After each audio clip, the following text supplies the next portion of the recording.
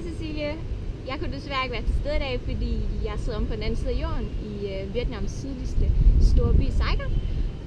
Men det skal ikke forhindre mig at være en stor del af din dag alligevel, så nu er jeg i hvert fald til stede virtuelt med den her lille video. Ja, så på den anden side af jorden, rigtig stort tillykke med din konfirmation. Jeg er helt sikker på, at du ser helt fantastisk ud i dag. Og jeg glæder mig allerede til at se billederne, som jeg ved, at din far vil sørge for at sidde lige i øjet. Og når man nu snakker om billeder af dig, så tror jeg nok, at du er det mest fotograferede barn i hele familien. Jeg husker i hvert fald, hvor spændt jeg var, dengang du blev født. Fordi at du var sådan min første rigtig lille kusine. Og den her begejstring, jeg havde for, at du snart skulle til at komme til verden, det er min gamle fotoalbum et stort bevis på. Fordi at jeg kan huske, at et stort hobby, jeg havde, det var at fotografere dig med mit engangskamera, få billederne fremkaldt, og så sortere dem i min album efter hvor sød du var. Og det var altså noget af en svær opgave for sådan en 7-8-årig pige nogle gange. Men et lille ynglebarn, det har du ikke altid været. Jeg tror, du var omkring 3 eller 4 år gammel til jul. Du husker det ikke selv, men jeg husker det tydeligt. Måske nogle af de andre, der var til stede, også skal det. Fordi at du havde nær forårsaget os alle sammen en høreskade. Du fik den her blokfløjte meget tidligt på aftenen. Og jeg tror bare, jeg kan sige, at den var du smadret glad for.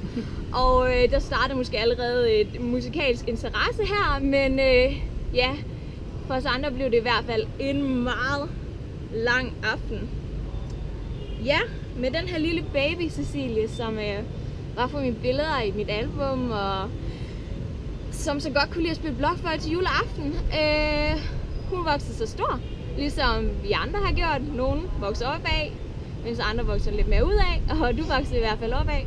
Jeg tror, hvis du ikke allerede er højere end mig nu, så bliver det i hvert fald.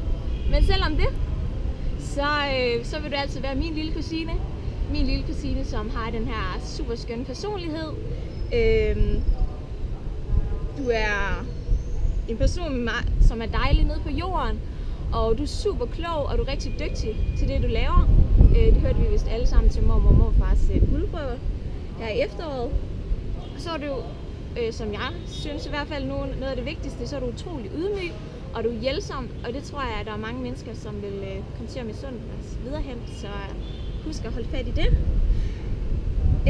Så hvis jeg som tidligere teenager og lidt ekspert i livet skal give dig nogle gode råd med på vejen, så lad være med at brænde dine kombinationspenge af alt for hurtigt.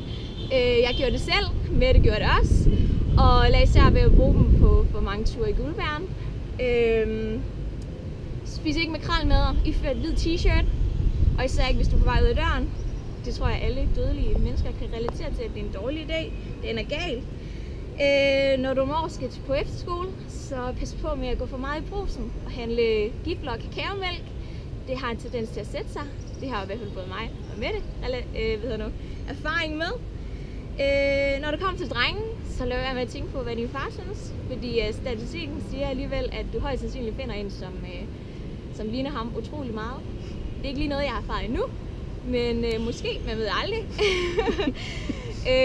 Derudover så vær kritisk. Man lever kun én gang, og der fortjener du kun det bedste. Vis, hvem du er ved at tage dine egne beslutninger. Det er som regel dem, du bliver gladest for, og ikke mindst kommer længst med. Vær dig selv, kæmp for dine drømme og dine mål. Også selvom hvis det en gang imellem indebærer, at du bliver nødt til at gå imod strømmen. Vær nysgerrig, stil spørgsmål. Smil, spis sund, grin, vær glad. Ja, og her til sidst, så håber jeg, at du får en helt igennem skøn dag med familien og med lækkert mad. Pas på, at du ikke spilder på din konfirmationskjole, i hvert fald ikke alt for hurtigt. Og endnu en gang rigtig stort tillykke med en konfirmation. Nu vil jeg gerne have, at alle fylder glassen op. Åbner selv lige en dejlig lille øl på toppen her.